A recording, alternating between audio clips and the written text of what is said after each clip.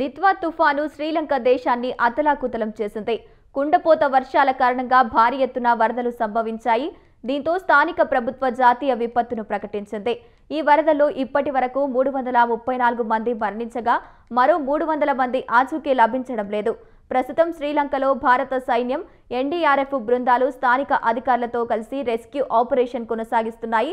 అయితే ఈ విపత్తుపై ముందస్తుగానే అప్రమత్తమైన భారత్ ఆపరేషన్ సాగర్ బంధు ఏర్పాటు చేసింది.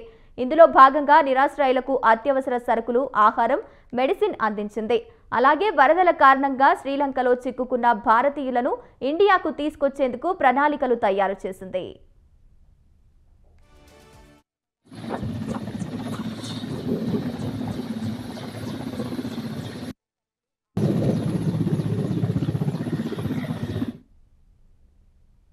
ఇందులో భాగంగా 2 రోజుల్లో శ్రీలంకలోని కొలంబోలో చిక్కుకుపోయిన సుమారు 400 మందికి పైగా భారతీయ పౌరులను విజయవంతంగా తరలించారు. భారత ప్రభుత్వం చేపట్టిన ఆపరేషన్ సాగర్ బంధులో భాగంగా చివరి బ్యాచ్కు చెందిన ప్రయాణికులు విమానం ఎక్కే ముందు ఉద్వేగంగా భారత్ మాతాకి జై అనే నినాదాలు చేశారు. ఈ విషయాన్ని శ్రీలంకలోని భారత హై కమిషన్ ధృవీకరించింది.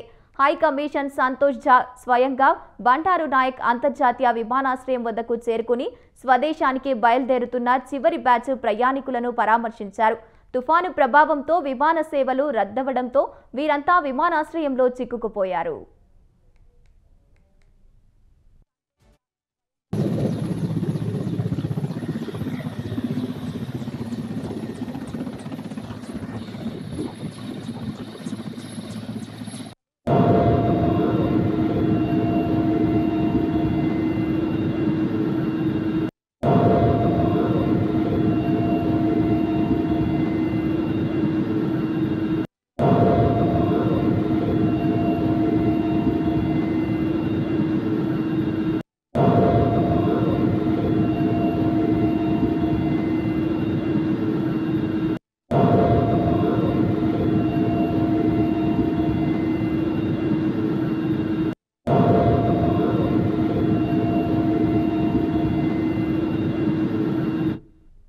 భారత వైమానిక దళం ప్రత్యేక విమానాలను ఉపయోగించి ఈ తరలింపును చేపట్టింది.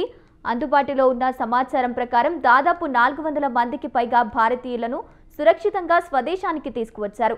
ఇందులో భాగంగా సుమారు 150 మందిని ఢిల్లీకి తరలించగా మరో 250 మందిని తిరువనంతపురానికి తరలించినట్టు అధికారులు తెలిపారు. ఈ ఐఏఎఫ్ విమానాలకు ముందుగా శ్రీలంకకు తుఫాను సహాయక సామగ్రి, మానవతా సహాయాన్ని అందించడానికి చేరుకున్నాయి. చిక్కుకుపోయిన భారతీయులందరినీ వీలైనంత త్వరగా స్వదేశానికి చేర్చేందుకు వాణిజ్య విమాన సంస్థలు, భారతీయ వైమానిక దళం సమన్వయంతో కృషి చేశాయి.